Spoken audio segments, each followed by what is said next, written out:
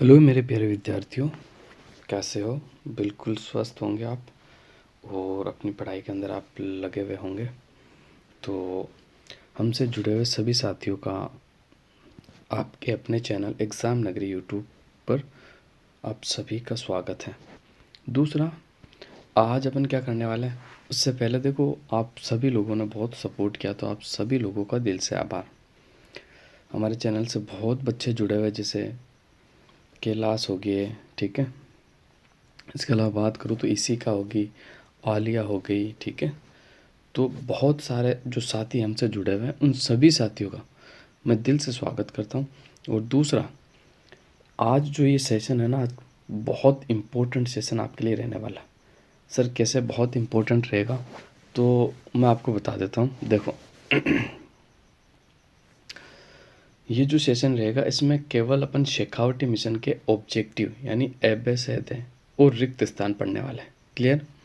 इससे क्या होगा, जो भी शेखावटी मिशन में आपके एबेसेदे यानी ऑब्जेक्टिव टाइप क्वेश्चन है, दूसरे फिल इन द ब्लैंक्स यानी रिक्त स्थान आपको जो दिए हुए हैं, उनको सारों को मैं आपको क्लास में ही याद कराने की कोशिश करूँगा। बिल्कुल इस क्लास को आप पूरा देखना, और उम्मीद करता हूँ मैं इस क्लास को आप 3 से 4 बार देख लेना। सारे एबेसेदे और खालिस्तान आपको याद हो जाएंगे, क्योंकि एसएसटी थोड़ा सा टफ पड़ता है, तो इसको याद करना पड़ता है। क्या करना पड़ता है? याद। इसमें मन से नहीं लिखा जा सकता। तो पहला पार्ट है आपका, पहले पार्ट से देखो शेखावटी मिशन की एक खूबसूरती मैं आप लोगों को बता देता हूँ। क्वेश्चन तो बनते हैं, लेकिन फिर भी कुछ लोग मेरे को मैसेज करते, सर एक भी क्वेश्चन नहीं आया, तो मैंने प्रूफ भी उपलब्ध करवा दिया, लेकिन वो ढूंढना नहीं जानते, उत्तर पता ही नहीं उनको। बाकी शेखावटी मिशन से मैं कहता हूँ, पूरा पेपर सप्ताह आपका पूरा पेपर बनता है, बिना डाउट के अच्छे से पढ़ना। वो हल्का सा घुमा देता है, क्या करता है, हल्का सा बस क्वेश्चन को घुमा देता है, तो फिर बच्चे कहते सर बना ही नहीं, बाकी सारा इसी में से बनता है। तो इसमें खूबसूरती ये है कि जिस पार्ट के एबेसेदे आएंगे उसी पार्ट के एबेसेदे दिए हुए हैं, और जिस पार्ट में खालिस्तान आएंगे उसके खालिस्तान दिए हुए हैं। जैसे पहले पार्ट से एबेसेदे भी नहीं आएगा, खालिस्तान भी नहीं आएगा, 1 नंबर का पर्सन भी नहीं आएगा, तो इसमें बस केवल एक 4 नंबर का पर्सन दिया हुआ है। समझ में आ गया? तो अब आगे बढ़ते हैं, मैं केवल एबेसेदे आपको याद करवाऊंगा।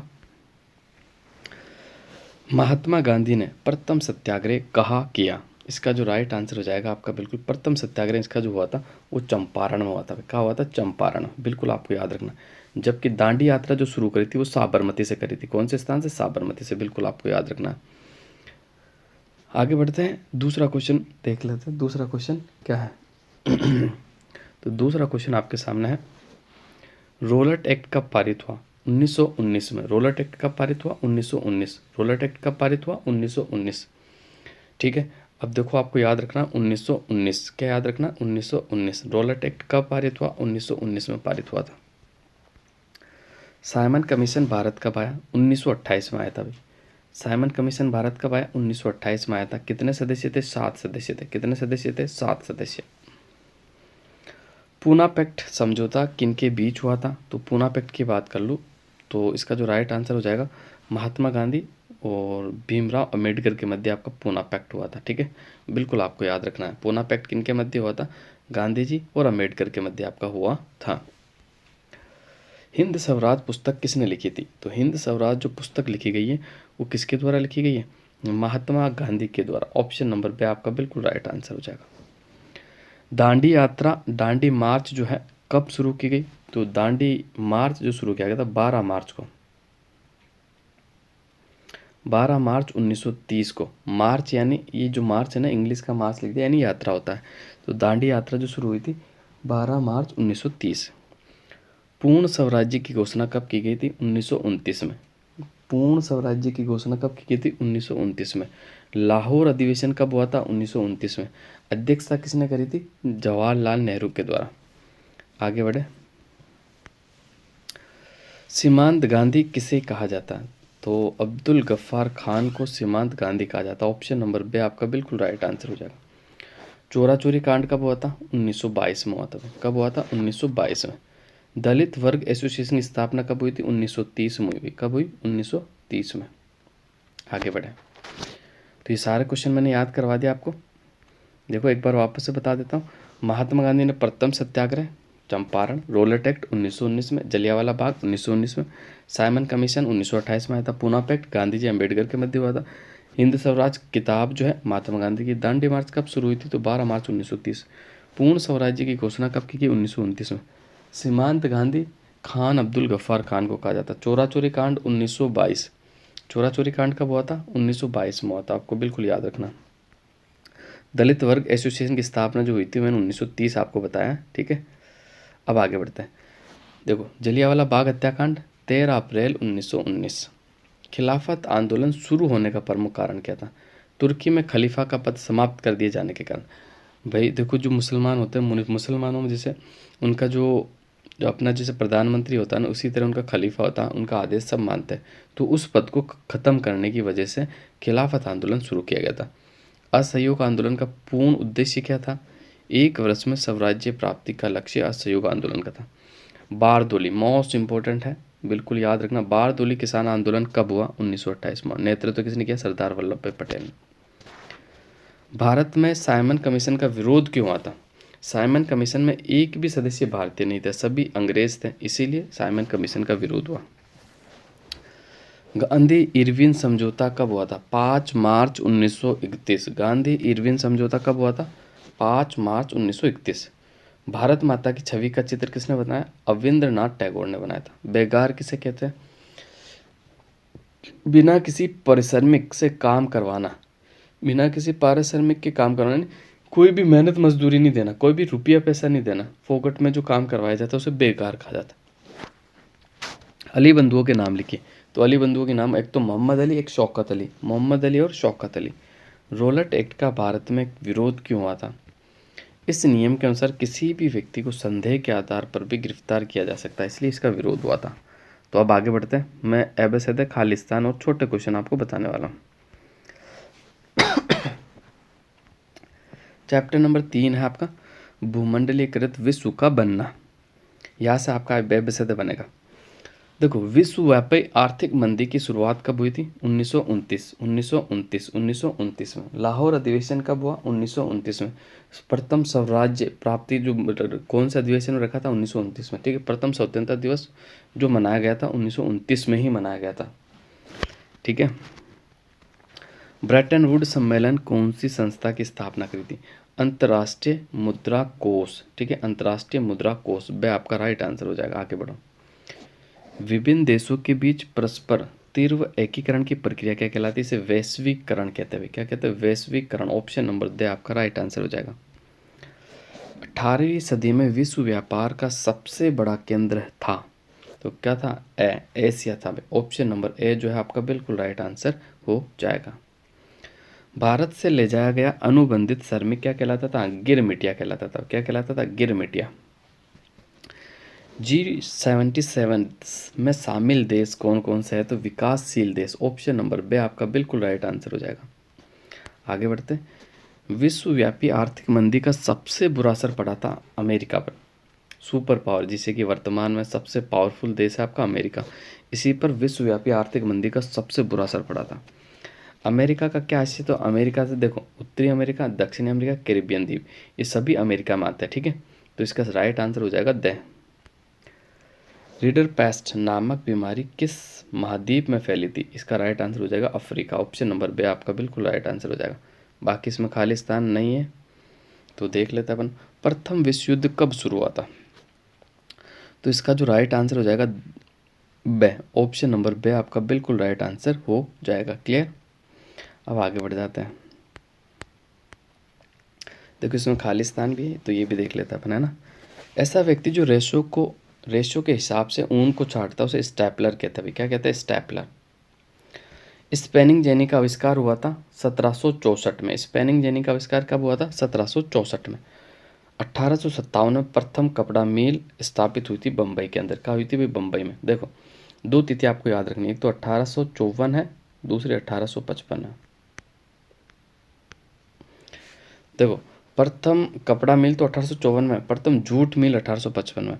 तो कंफ्यूज नहीं होना। पहले क्या करा? पहले कपड़ा पहना फिर झूठ बोला। तो आपको याद रखना 1854 और 1855। पहले कपड़ा पहन के फिर उसने झूठ बोला। तो यानी पहले कपड़ा की मिल आएगी 1854 में, फिर इसके 1 साल में झूठ की मिल आएगी। आगे जाओ। पुराना विश्वस्त कर्मचारी होता था जिसे जॉबर कहते थे। जो ज़्यादा पुराना होता था कर्मचारी उसे क्या कहते थे? जॉबर। जूट की मिल 1855 में का स्थापित की बंगोल में, ठीक है। प्रथम लौह इस्पात संयंत्र का स्थापित किया गया जमशेदपुर में, बिल्कुल इंपॉर्टेंट है, याद रखना। स्पेनिंग जेनी का आविष्कार किसने किया था? हारग्रीव्स ने किया था भाई। किसने? हारग्रीव्स ने। भारत में प्रथम कपड़ा मिल की स्थापना कब हुई थी? बम्बई में। ऑप्शन नंबर बी आपका राइट आंसर हो जाएगा। भारत में प्रथम लौह इस्पात संयंत्र कब स्थापित किया गया? बे 1912 में। बे जो है आपका बिल्कुल राइट आंसर हो जाएगा, 1912 में किया गया था, ठीक है। आगे आ जाओ। बुनकरों पर निगरानी करने वाले वेतन भोगी कर्मचारियों को कहा जाता है? गुमास्ता कहा जाता है। क्या कहा जाता है? गुमास्ता। बुनकर कौन होते हैं? जो कपड़े बनाने वाले मजदूर होते हैं उनको बुनकर कहा जाता है। बम्बई में प्रथम कपड़ा मिल कब स्थापित की गई थी? तो अभी मैंने आपको बताया था 1854, 1854। इंग्लैंड के किस दशक में कारखाने खुले थे? 1910 के दशक में, 1920 के दशक में, आगे और ऑप्शन देख लेते अपन। 1930 के दशक में, 1940 के दशक में। इसका जो राइट आंसर हो जाएगा 1930 के दशक में। औद्योगिक क्रांति से पहले विश्व बाजार में किस देश का सूती वस्त्र प्रचलित था?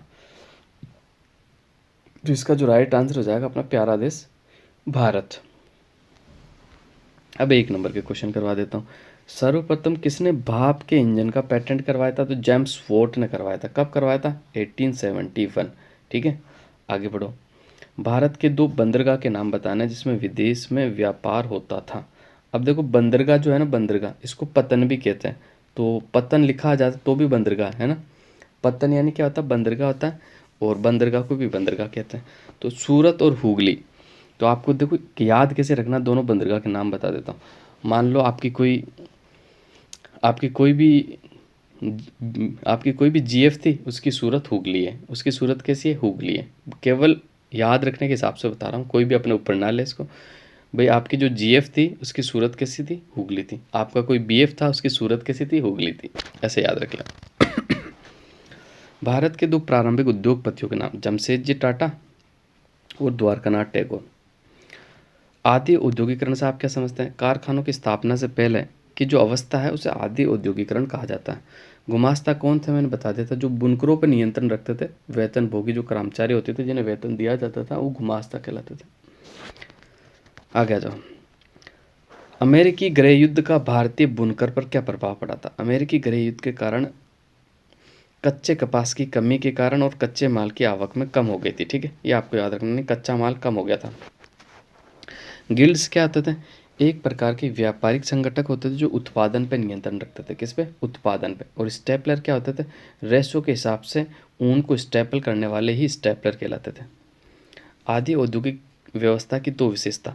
व्यापार पर सौदागरों का नियंत्रण उत्पादन घरों में होता था, ठीक है। एक तो व्यापार पर सौदागरों का नियंत्रण जो उत्पादन घरों में ही होता था। ये 2 उदाहरण।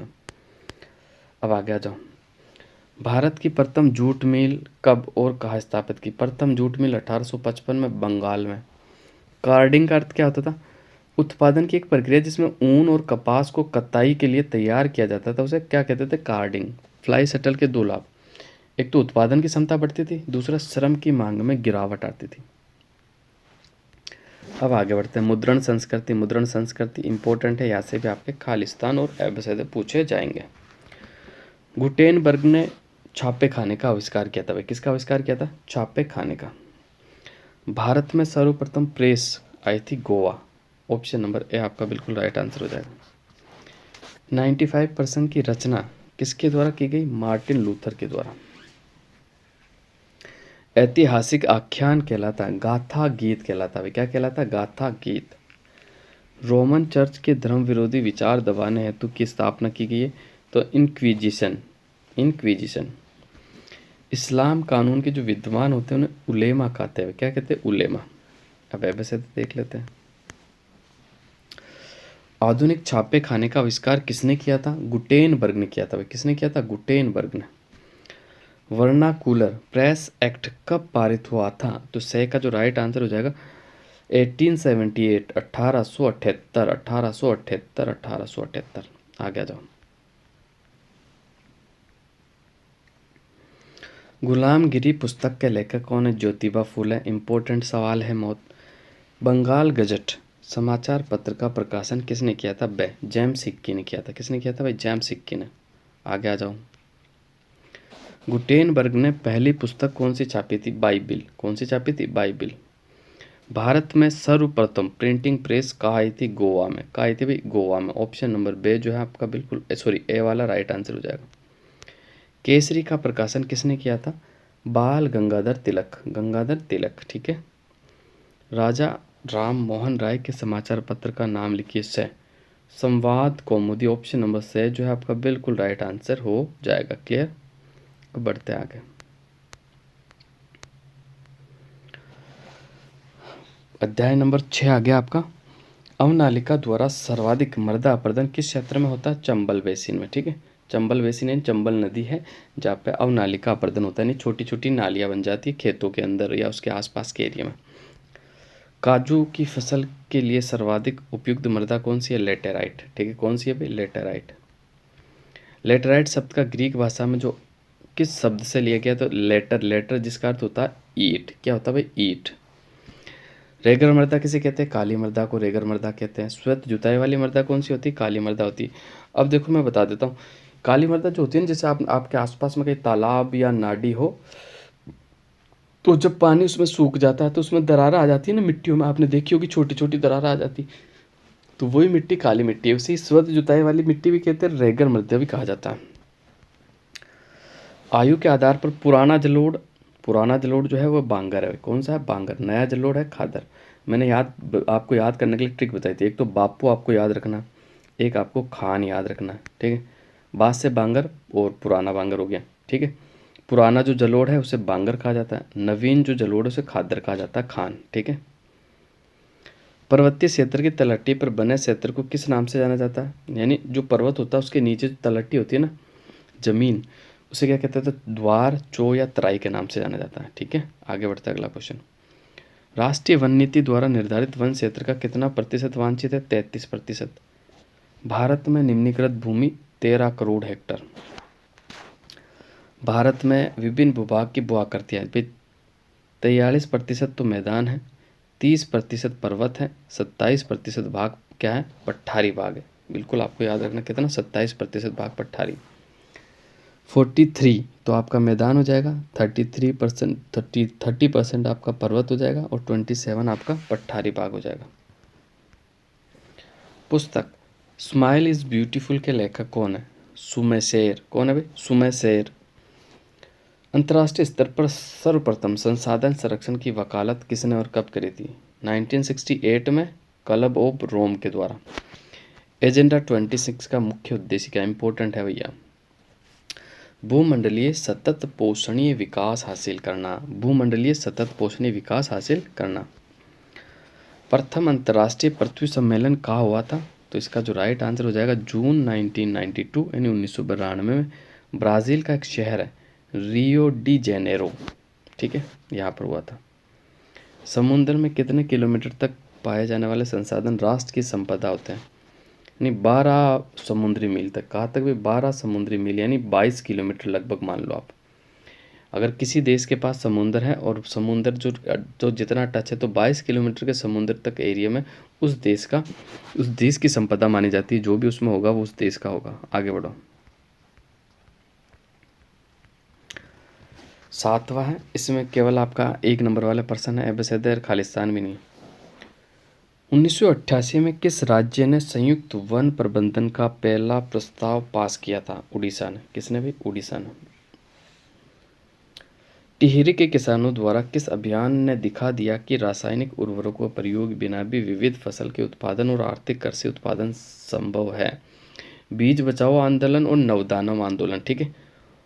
आगे बढ़ते हैं। भारत का कौन सा समाज जो पशु पक्षी और वन्य जीव प्रेमी के रूप में जाना जाता है? बिश्नोई समाज। कौन सा हो जाएगा भाई? वैसे विश्नोई समाज है, बिश्नोई नहीं। तो विश्नोई समाज जो है आपका, ये किसके लिए जाना जाता है? ये एक तो पेड़ पौधे भी नहीं काटने देते, दूसरा किसी पशु या किसी पक्षी को मारने भी नहीं देते। प्रोजेक्ट टाइगर कब शुरू होता है? ये इंपॉर्टेंट है। प्रोजेक्ट टाइगर जो परियोजना स्टार्ट हुई थी 1973 के अंदर।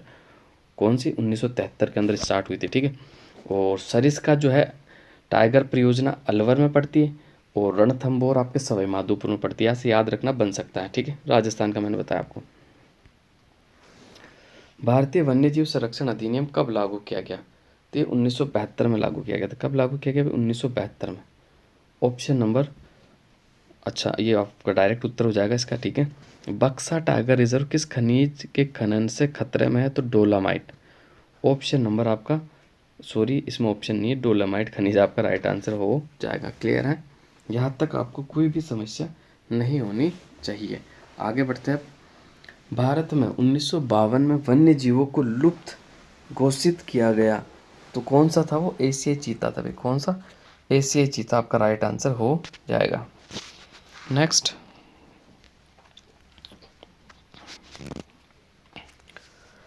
भारत में विश्व की कितनी प्रतिशत जीव उपजातियों की संख्या है? 8% भाई। कितनी है? 8%। आगे बढ़ो। 2019 की रिपोर्ट के अनुसार भारत के कुल भौगोलिक क्षेत्र का कितना प्रतिशत क्षेत्रफल वन आवरण है? तो 54.56% है ना। आगे, विश्व में सर्वाधिक बिकने वाली कैंसर औषधि किस पादप से प्राप्त होती है? तो हिमालयन यव से प्राप्त होती है। किससे? हिमालयन यव से प्राप्त होती है। IUCN का पूरा नाम याद करके जाना, अंतर्राष्ट्रीय प्राकृतिक संरक्षण, अंतर्राष्ट्रीय प्राकृतिक संरक्षण, ठीक है, या प्राकृतिक संसाधन संरक्षण संघ। दूसरा एक HDI का फुल फॉर्म भी याद करना, ह्यूमन डेवलपमेंट इंडेक्स, ठीक है। एक NSSO का भी फुल फॉर्म याद करना, क्या है? तो इसका जो सही हो जाएगा क्या हो जाएगा? नेशनल स्टैटिस्टिक्स ऑफिस, ठीक है। राष्ट्रीय सांख्यिकी कार्यालय।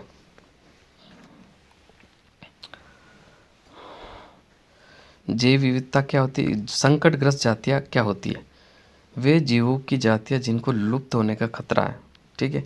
यदि लुप्त होने के कारण परिस्थितियाँ बनी रही तो इनका जीवन रहना कठिन हो जाएगा, ठीक है। इसे ही क्या कहते हैं? संकटग्रस्त। जैव विविधता पृथ्वी के स्थलीय व जलीय भाग पर अनेक प्रकार के जीव जंतु और वनस्पतियों का पाया जाना ही जैव विविधता कहलाता है, ठीक है। टाइगर प्रोजेक्ट देख लेना, ये बड़े बड़े सवाल आगे। अब मैं आपको छोटे सवाल वापस बता देता हूँ।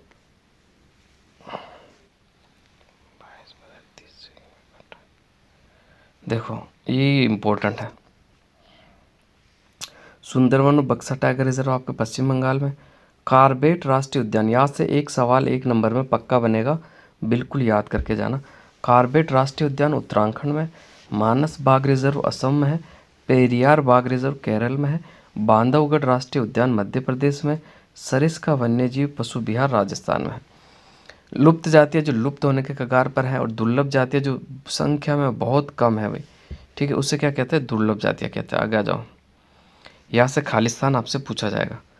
भारत की औसत वार्षिक वर्षा कितनी है? 144 सेंटीमीटर है। कितनी? 144। भारत में कुल विद्युत उत्पादन का देश उत्पादन जल विद्युत का है, तो 22% जो बिजली बनाई जाती है वो पानी से बनाई जाती है भारत में। बांधों का आधुनिक भारत के मंदिर किसने कहा था? मोस्ट इंपॉर्टेंट सवाल है, पंडित जवाहरलाल नेहरू ने कहा था। भाखड़ा नांगल परियोजना डैश नदियों पर बनी हुई है? तो सतलुज और व्यास नदी पर बनी हुई है। कौन सी नदी पे? सतलुज और व्यास। हीराकुंड परियोजना डैश बेसिन पर बनी परियोजना, तो महानदी पर बनी हुई। किस पे भी? महानदी। आगे बढ़ते, सरदार सरोवर बांध परियोजना में डैश व डैश पर बनी, यानी गुजरात राज्य में और नर्मदा नदी पे बनी हुई है। विश्व में, भारत में विश्व की सर्वाधिक वर्षा के डैश नामक स्थान पर होती है। मेघालय राज्य का मौसिन राम एक जगह पड़ती है, उसमें विश्व की सबसे ज़्यादा बारिश होती है। पूरी दुनिया की सबसे ज़्यादा जो बरसात वाला स्थान है ना, वो अपने भारत में, आपको याद रखना है। पहले चेरापूंजी हुआ करता था, अब मौसिन राम हो गया सबसे आगे। राजस्थान के शुष्क और अर्धशुष्क क्षेत्रों में घरों की छतों में पाइप लगाकर वर्षा का जल इकट्ठा करने में भूमिगत टैंक को क्या कहा जाता है? तो ये टांका कहा जाता है। क्या कहा जाता है? टांका, होद टाइप होता है ना। मेघालय राज्य में नदियों और झरनों के लिए जल को बोझ से बने पाइप द्वारा उपयोग में करने की विधि को क्या कहते हैं? तो बांस ड्रिप सिंचाई कहते हैं। क्या कहते हैं? बांस ड्रिप सिंचाई।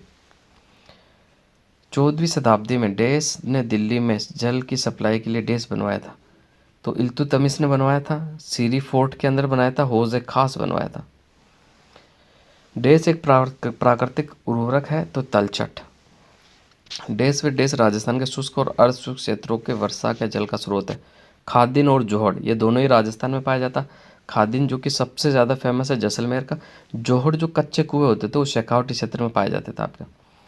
वर्षा जल को राजस्थान में कहा जाता, पालर पानी कहा जाता है। क्या कहा जाता?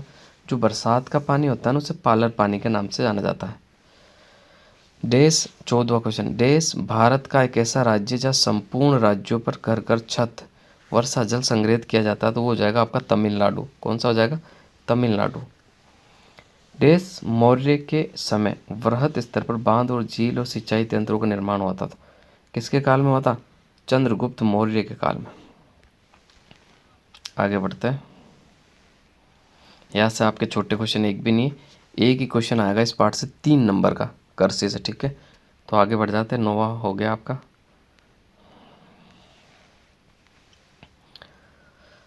इसमें भी आपका 4 अंक का पार्ट है। इसमें से आपका मानचित्र आएगा भाई साहब, ठीक है। 10वें पार्ट में आपका मानचित्र आएगा, खनिज और ऊर्जा संसाधन। तो ये 10वां पार्ट जो है इसके मैप याद कर लेना आप लोग। क्या याद करोगे? मैप बना लेना 10वां अध्याय का। आगे आ जाओ। विनिर्माण उद्योग, यहाँ से आपके क्वेश्चन है एबेसेदे, उनको कर लेते हैं अपन। सीमेंट उद्योग का प्रथम कच्चा माल क्या है? तो इसका जो राइट आंसर हो जाएगा चूना पत्थर। ऑप्शन नंबर ए आपका बिल्कुल राइट आंसर होगा। सीमेंट उद्योग का जो प्रमुख कच्चा माल होता है ना वो चूना पत्थर होता है।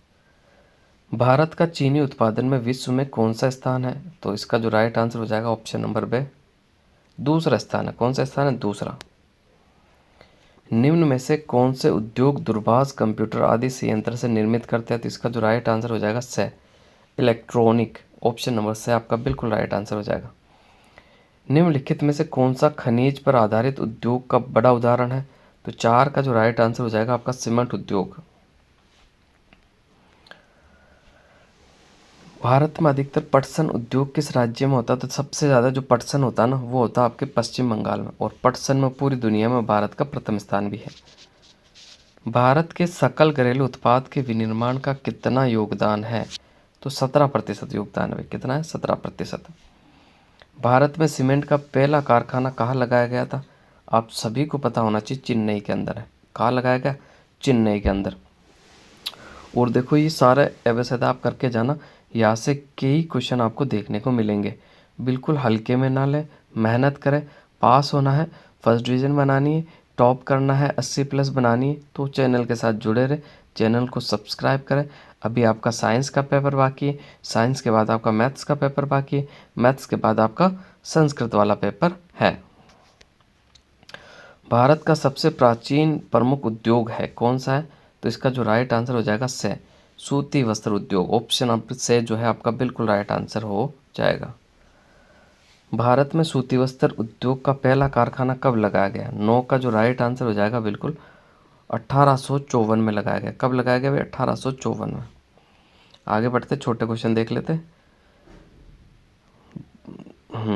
10वां 2 क्वेश्चन बचे हुए, ये भी देख लो। विनिर्माण उद्योग कौन से क्षेत्र में की क्रिया है?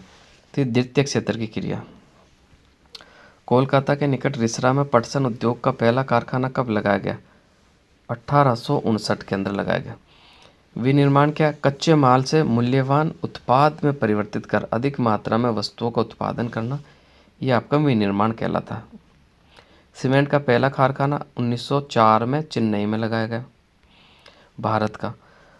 भारत में सबसे पहले कृषि आधारित उद्योग कौन सा था? सबसे पहला कृषि आधारित उद्योग सूती वस्त्र उद्योग। किस शहर को भारत की इलेक्ट्रॉनिक्स राजधानी के रूप में जाना जाता है? बेंगलुरु। कौन सी हो जाएगी? बेंगलुरु। 2 कृषि आधारित उद्योग के नाम, एक तो सूती वस्त्र उद्योग, दूसरा पटसन उद्योग आपका हो जाएगा। राष्ट्रीय पटसन नीति कब अपनाई गई? तो इसकी मैं बात करूँ तो 2005 में अपनाई गई। कब अपनाई गई? 2005 में। आगे बढ़ो। किस क्षेत्र के उत्पादक कच्चे माल को परिष्कृत वस्तुओं में परिवर्तित करते हैं? तो इसका जो राइट आंसर हो जाएगा द्वितीय क्षेत्र। कौन सा क्षेत्र हो जाएगा? द्वितीय क्षेत्र। सेल का पूरा नाम क्या है? Steel authority of India. Steel authority of India. आधारभूत उद्योग का उदाहरण है लोहा इस्पात उद्योग। किस रेशे को गोल्डन फाइबर कहा जाता है? तो जूट का जो रेशा होता है उसे गोल्डन फाइबर कहा जाता है। अगला पार्ट, इससे केवल एक एबेसेदा आएगा आपका, तो एबेसेदे क्लियर कर लेते हैं छोटे प्रश्नों में। निम्न में से कौन सा राज्य हजारी विजयपुर, जगदीशपुर पाइपलाइन से नहीं जुड़ा हुआ, तो बिल्कुल महाराष्ट्र नहीं जुड़ा हुआ है, बाकी तीनों राज्य जुड़े हुए। निम्न में से परिवहन का कौन सा साधन व नांतरण हानियों और देरी को घटाता है? तो इसका जो सही आंसर हो जाएगा पाइपलाइन। कौन सा हो जाएगा भाई? पाइपलाइन।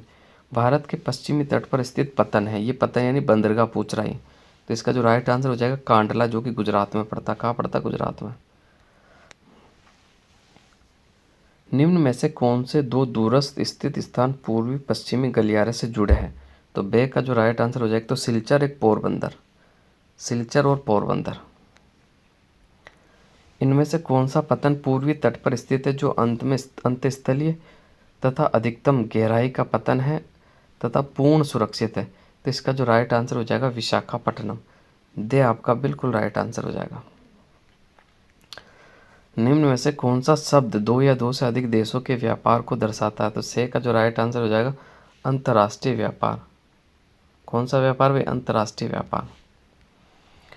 मुंबई समुद्री पतन की भीड़ को कम करने के लिए किस नए पतन का विकास किया गया? दे जवाहरलाल नेहरू। कौन सा? जवाहरलाल नेहरू का बिल्कुल राइट आंसर हो जाएगा। आगे आते हैं।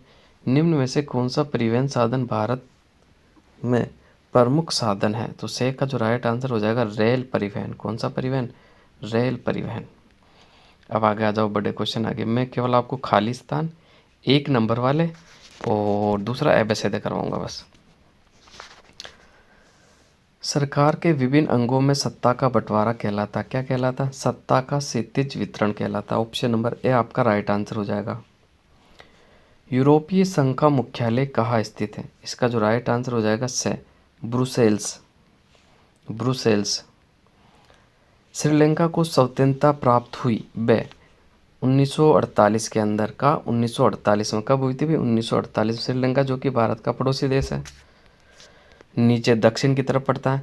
श्रीलंका की आबादी का सबसे बड़ा हिस्सा किस प्रमुख सामाजिक समूह का है? तो सिंहली का है भाई। Option number A right answer हो जाएगा। बेल्जियम में डच भाषी क्षेत्र है, उपयुक्त सभी। वैलोन भी है, ब्रुसेल्स भी है, फ्लैमिश भी है। बेल्जियम में केंद्र और राज्य सरकार के अलावा तीसरे स्तर की सरकार होती है, तो सामुदायिक सरकार होती है। कौन सी भी? सामुदायिक सरकार। श्रीलंका में सिंगली भाषा को राजभाषा का दर्जा कब दिया गया? 1956 में दिया गया है। निम्न में से किस देश ने 1970 से 93 के मध्य अपने संविधान में 4 संशोधन किए थे? बेल्जियम ने किए थे। किसने? बेल्जियम ने। लोकतांत्रिक देशों में देश की एकता तभी संभव है जब सभी समुदाय और क्षेत्रों की भावना का आदर किया जाए। से नंबर आपका बिल्कुल राइट आंसर हो जाएगा। आगे बढ़ते हैं। निम्न में से किस देश के साथ बेल्जियम की सीमाएं नहीं लगती है? ए ब्रिटेन।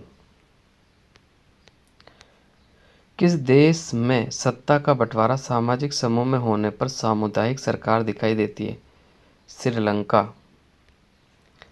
किस देश में दो समुदायों के बीच पारस्परिक अविश्वास ने बड़े टकराव का रूप ले लिया था? ए श्रीलंका। बेल्जियम निम्न में से किस महाद्वीप का देश है? ए यूरोप। सरकार के विभिन्न अंगों के नाम? विधायिका, कार्यपालिका, न्यायपालिका। ठीक है, आगे बढ़ते हैं। किस देश के सामुदायिक सरकार का सत्ता के बंटवारा का अच्छा उदाहरण है? बेल्जियम। सत्ता का ऊर्ध्वाधर वितरण क्या है? तो उच्चतर और निम्नतर स्तरों की जो सरकार के मध्य जो सत्ता का विभाजन होता है ना, उसे ऊर्ध्वाधर वितरण कहलाता है। बेल्जियम सामुदायिक सरकार और श्रीलंका की बहुसंख्यावादी सरकार में क्या अंतर है? बेल्जियम में सामुदायिक सरकार का चयन एक भाषा के आधार पर होता बोलने वाले लोग करते हैं, जबकि श्रीलंका में बहुसंख्यावादी सरकार एक समुदाय सिंहली प्रमुख रहता है। सत्ता का क्षैतिज वितरण किसे कहते हैं? विधायिका, कार्यपालिका, न्यायपालिका के बीच सत्ता का जो बंटवारा होता है ना, उसे क्षैतिज वितरण कहते हैं। नियंत्रण और संतुलन की व्यवस्था क्या है? वह व्यवस्था जो सरकार के प्रत्येक अंग एक दूसरे को नियंत्रित करता है, इसे सत्ता का संतुलन स्थापित बना रहता है। लोकतंत्र में सत्ता की साझेदारी क्यों आवश्यक है? भाई सत्ता की साझेदारी संघर्ष की भावनाओं को कम करता है और प्रजातांत्रिक भावनाओं के अनुकूल है। बहुसंख्यकवाद कायम करने के लिए श्रीलंका सरकार द्वारा उठाए गए कदम का उल्लेख कीजिए। 1956 में सिंहली को एकमात्र राजभाषा घोषित करना। 1950 से 60 के दशकों के बीच ब्रुसेल्स में दो समुदायों के बीच प्रखर समस्या क्या थी? भाषाई विविधता थी भी। बेल्जियम कौन सी भाषा बोलने वाले लोग समृद्ध और ताकतवर रहे? तो फ्रेंच भाषा। कौन सी भाषा? फ्रेंच। बेल्जियम को समाज की जातीय बनावट की दृष्टि से कितने भागों में बांटा गया? 3 में। राजधानी क्षेत्र ब्रुसेल्स, फ्रेंच भाषी क्षेत्र बेलोनिया, डच भाषी क्षेत्र फ्लेमिश और जर्मन भाषी क्षेत्र। अब आगे बढ़ते हैं, अगले सवाल आप देख लेना। संघवाद से एक आपका वस्तुनिष्ठ बनेगा, तो वस्तुनिष्ठ देख लेते हैं अपन यहाँ से। संविधान की 8वीं अनुसूची में दर्ज भाषाओं की संख्या कितनी है? 22 है भाई। कितनी है? 22।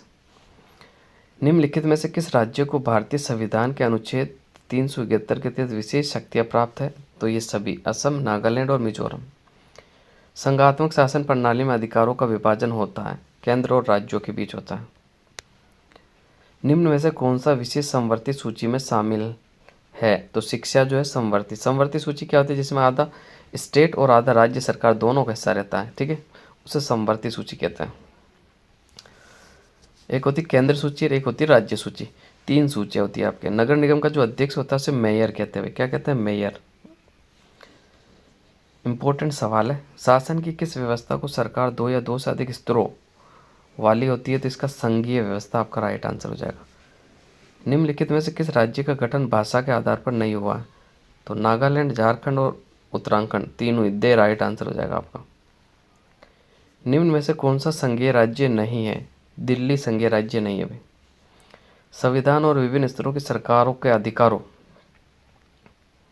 की व्याख्या करने का अधिकार किसके पास होता है? तो न्यायालय के पास। साथ ही आकर संघ बनाने का उदाहरण है संयुक्त राज्य अमेरिका।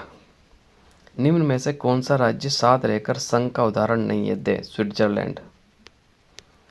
केंद्र एवं राज्य के मध्य विधायी अधिकारों को कितने हिस्सों में बांटा गया है? तो 3 भागों में बांटा गया।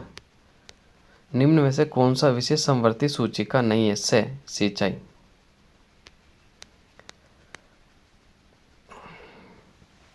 अब इसमें छोटे क्वेश्चन नहीं बचे, तो अगले चैप्टर की ओर बढ़ते अपन। ये अगला चैप्टर है आपका। यहाँ से एक वस्तुनिष्ठ और एक अति लघुरात्मक बनेगा, तो देख लेते हैं आपके वस्तुनिष्ठ कौन कौन से सवाल दिए हुए। निम्न में से किस देश में सार्वजनिक जीवन में महिलाओं की भागीदारी का स्तर बहुत ऊंचा है? तो नॉर्वे, स्वीडन और फिनलैंड। ऑप्शन नंबर दे आपका बिल्कुल राइट आंसर हो जाएगा, सभी।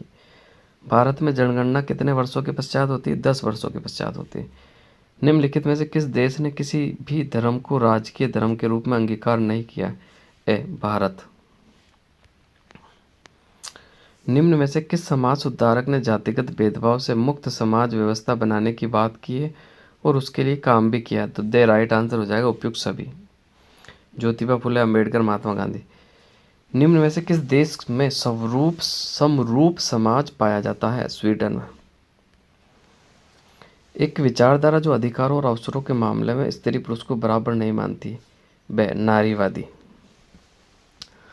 सामाजिक विभाजन अधिकांशतः आधारित होता है जन्म पर। किस पर आधारित होता है? जन्म पर।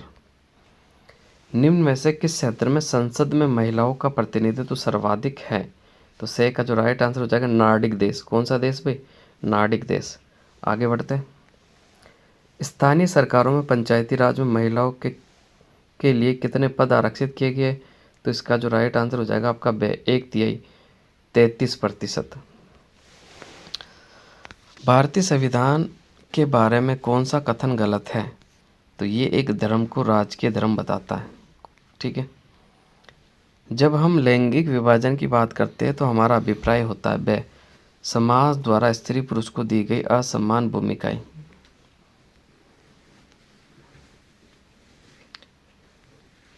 समरूप समाज किन देशों में पाया जाता है? कोई 2 नाम बताइए, जर्मनी और स्वीडन। नारीवादी आंदोलन क्यों हुए? पुरुष महिलाओं के असमान अधिकार और अवसरों के कारण नारीवाद आंदोलन हुआ। सामाजिक असमानता का कौन सा रूप प्रत्येक स्थान पर दिखाई देता? लैंगिक समानता। सामाजिक विभाजन अधिकांशतः किस पर आधारित होते हैं? जाति और धर्म पर।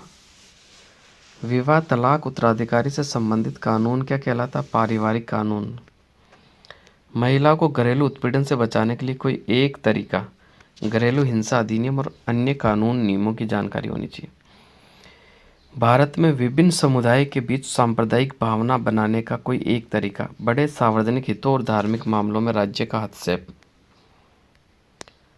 वर्ण व्यवस्था से आप क्या समझते हैं? तो जाति समूह में पदानुक्रम, जिसमें एक जाति के समूह के लोग सामाजिक पायदान में सबसे ऊपर रहेंगे, अन्य जाति के समूह के लोग क्रमागत रूप से उनके नीचे रहेंगे, ये वर्ण व्यवस्था कहलाती है। लैंगिक विभाजन से क्या अभिप्राय है?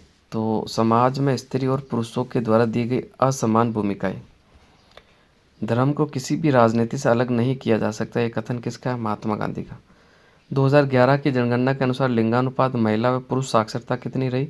तो लिंगानुपात तो था 943, पुरुष साक्षरता थी 82.14, महिला साक्षरता थी 65.46। कितनी थी भाई? 65.46। लिंगानुपात क्या होता है? तो किसी भी क्षेत्र में 1000 लड़कों पर लड़कियों की संख्या लिंगानुपात होता है। जातिवाद, जब राजनेता चुनावी लाभ के लिए जातिगत चेतना उखेर कर उसका लाभ उठाने का प्रयास करते, इसी प्रक्रिया को जातिवाद कहा जाता। सांप्रदायिक राजनीति क्या है?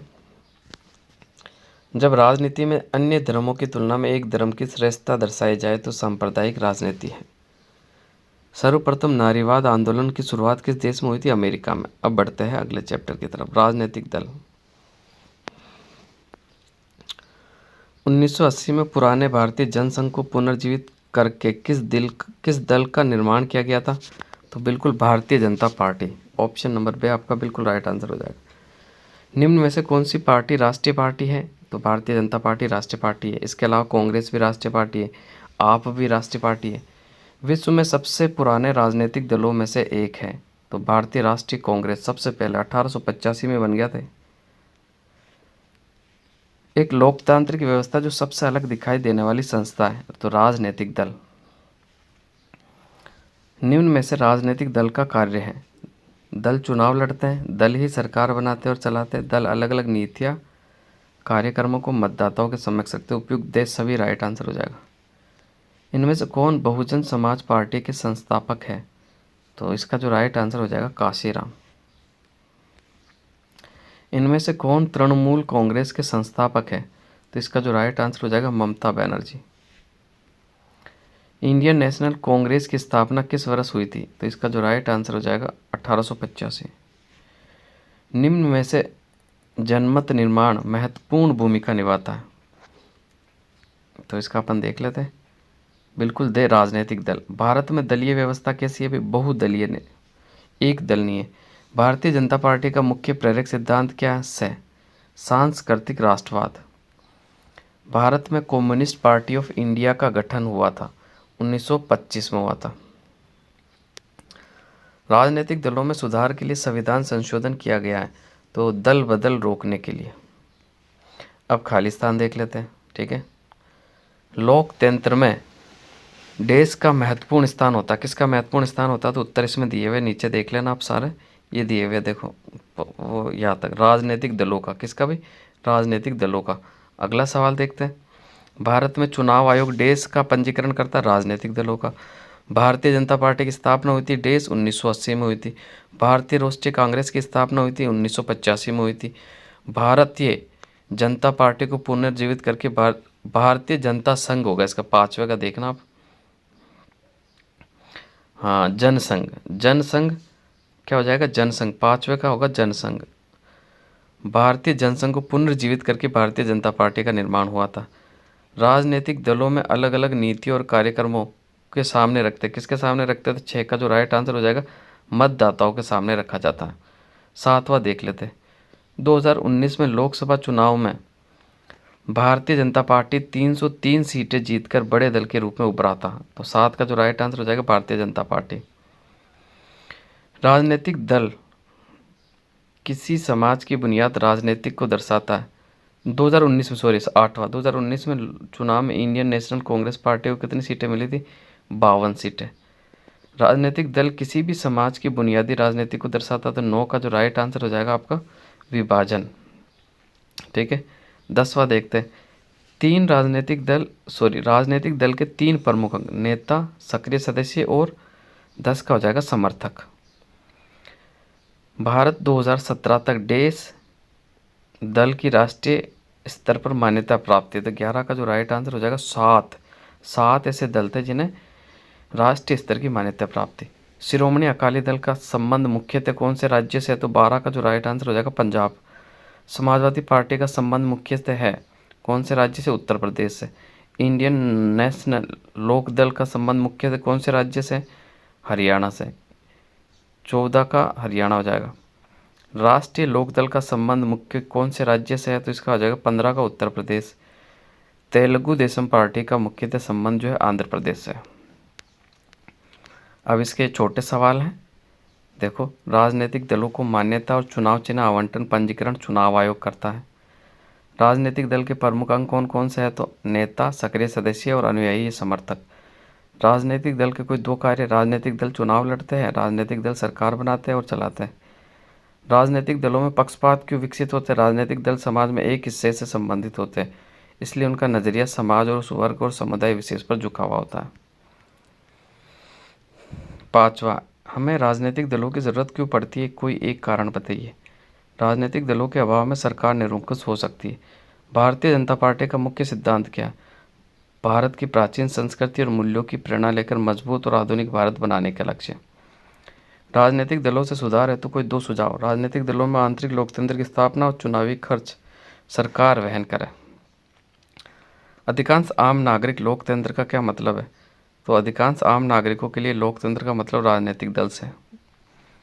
भारत में बहुदलीय व्यवस्था को उदय क्यों हुआ? क्योंकि दो तीन राजनीतिक दल इतने बड़े देश में कि समस्त सामाजिक और भौगोलिक विविधताओं को समेट पाने में असक्षम है।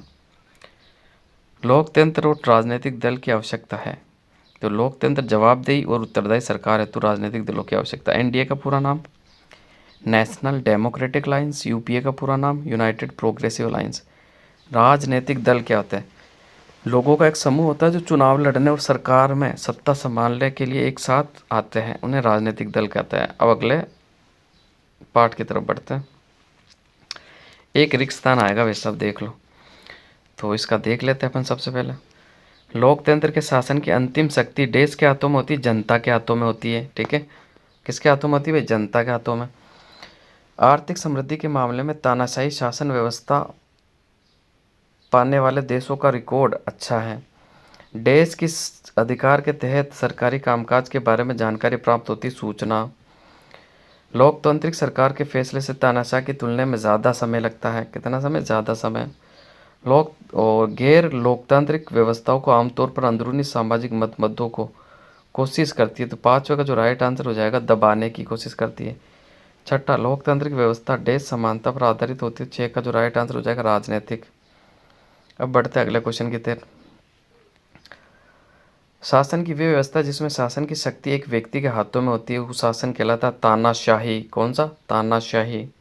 अगला, व्यक्ति को देश और देश के मामले में लोकतांत्रिक व्यवसाय किसी भी अन्य प्रणाली से काफ़ी आगे है। तो गरिमा और आज़ादी, यहाँ तो आएगा आपका गरिमा और यह आएगा आज़ादी। ठीक है, 9वां देख लेते हैं। भारत के 10% लोग मानते हैं कि सरकार की चाल ढाल उनके वोट पर असर पड़ता है। तो 9 का जो राइट आंसर हो जाएगा आपका 67% लोग मानते हैं। वास्तविक जीवन लोकतांत्रिक समस्याएं असमानताएं कम करने में ज़्यादा सफल नहीं हो पाए थे। तो 10 का जो राइट आंसर हो जाएगा आर्थिक। सैद्धांतिक रूप से लोकतंत्र की इच्छा माना जाता है तो इसे क्या माना जाता है? व्यवहार। इसमें 11वें में आ जाएगा आपका व्यवहार। 12वां, देश इस बात की पक्की व्यवस्था होती है कि कुछ फैसले कायदे कानून के अनुसार होंगे। 12 का जो राइट आंसर है लोकतंत्र। 13वें की बात कर लो, सामाजिक अंतर और टकराव को संभालना एक निश्चित रूप में लोकतांत्रिक व्यवस्थाओं का बड़ा गुण है। और आखिरी सवाल देख लेते हैं। शासन व्यवस्था के मामले में शासन व्यवस्था निश्चित रूप से शासनों से बेहतर है तो लोकतांत्रिक शासन। ठीक है,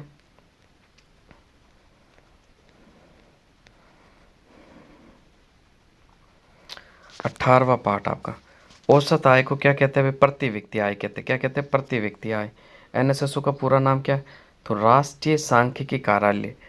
भारत में राष्ट्रीय आय की गणना का कार्य किसके द्वारा किया जाता है? तो 3रे का जो राइट आंसर हो जाएगा केंद्रीय सांख्यिकी कार्यालय। ठीक है, चौथा, किसी भी वर्ष डेस जीवित बच्चों में से 1 वर्ष की आयु से पहले मर जाने वाले बच्चों के अनुपात को शिशु मृत्यु दर कहा जाता है।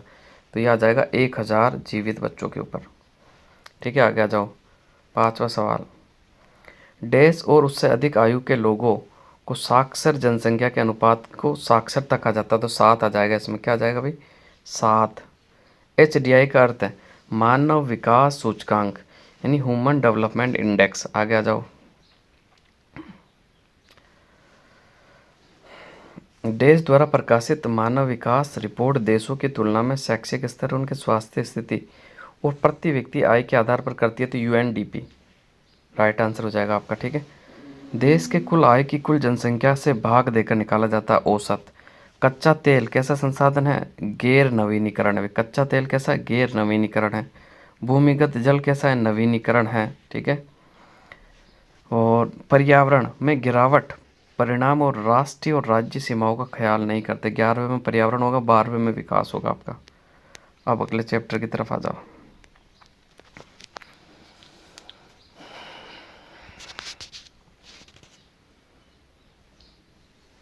तो ये 19वें के जो आपके एबेसेद हैं और अति लघुरात्मक प्रश्न है, ये मैं आपको बता देता हूँ। इसके उत्तर आप देख लेना, क्योंकि फिर वीडियो ज़्यादा बड़ा हो जाएगा आपका, इसलिए बाकी 22 ही पार्ट है आपके। बाकी मैंने 18 तो करवा दिया आपको, बाकी ये आप देख लो, है ना। ये सारे याद कर लेना।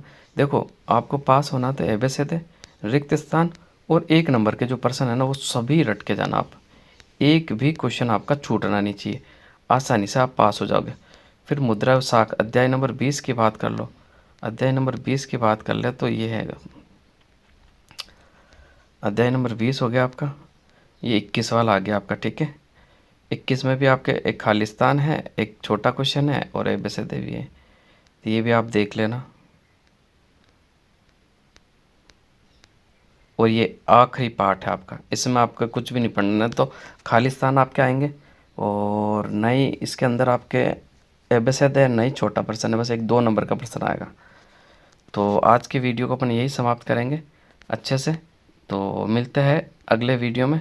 तब तक आप इस क्लास को अच्छे से देखें, 2-3 बार इसका रिवीजन करें अच्छे से। तो आप सभी विद्यार्थियों का धन्यवाद।